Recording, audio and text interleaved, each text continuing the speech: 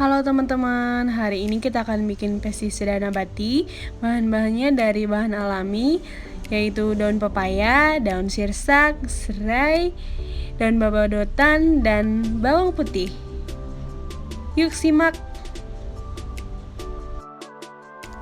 Nah, sebelum kita lanjut, bagaimana cara membuat pestisida nabatinya? Kita harus tahu dulu, apa sih itu pestisida nabati? Pestisida nabati adalah pestisida yang bahan aktifnya berasal dari tanaman atau tumbuhan yang berkhasiat mengendalikan serangan hama pada tanaman.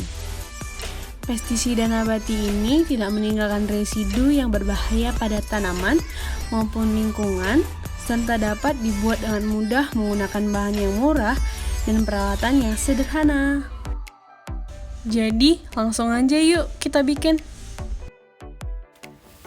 Bahan yang pertama ialah daun pepaya. Daun pepaya mengandung bahan aktif papain yang membuat daun pepaya pahit. Bahan aktif inilah yang berfungsi untuk mengendalikan ulat dan hama penghisap. Selanjutnya ada serai. Serai mengandung senyawa citronella yang tidak disukai oleh kutu-kutuan dan berbagai serangga hama lain sehingga dapat digunakan sebagai pestisida nabati. Yang ketiga ialah daun babadotan. Daun babadotan mengandung alkaloid, saponin, dan flavonoid yang dapat berguna sebagai pestisida nabati. Yang keempat ada daun sirsak. Daun sirsak mengandung fitosterol, tanin, ceoksalat, alkaloid yang sangat bermanfaat untuk dijadikan pestisida nabati. Nah, bahan selanjutnya ialah bawang putih.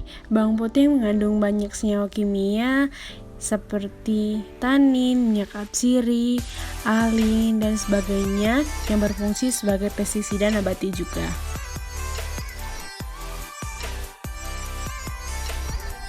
Alat dan bahan yang digunakan adalah blender, 3 liter air, pisau, 4 buah bawang putih, 20 lembar daun sirsak, 2 lembar daun pepaya, 1 tanaman babadotan, serai, baki, deterjen, dan sejumput tembakau.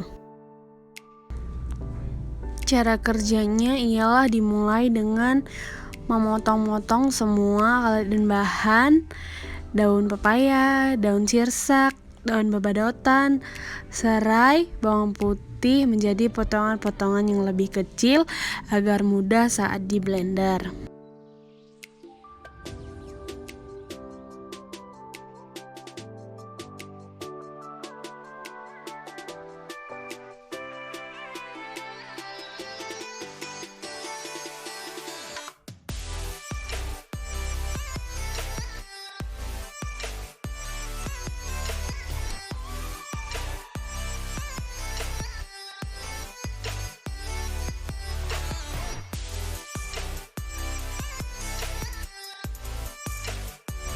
Selanjutnya, bahan-bahan yang telah dipotong kecil-kecil tadi dimasukkan ke dalam blender dan diberi sedikit air.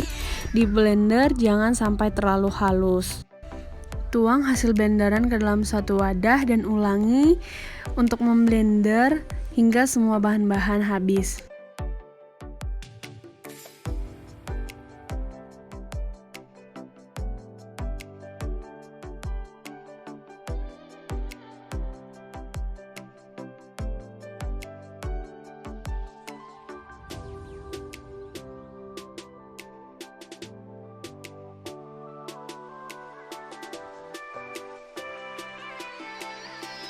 Sesudah semua bahan di blender, masukkan hasil blenderan tersebut ke dalam jerigen.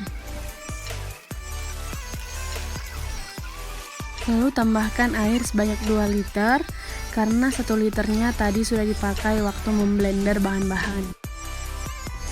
Tambahkan sejumput tembakau ke dalam jerigen, lalu ditutup. Diamkan selama 1 hari agar sari-sari dari bahan-bahan keluar dan dapat digunakan sebagai pestisida. Nah, setelah 1 hari, pestisida nabati yang sudah kita buat sebelumnya sudah dapat digunakan. Namun, dilakukan penyaringan terlebih dahulu agar sampah-sampahnya tidak terikut dan tidak terganggu saat dilakukan penyemprotan.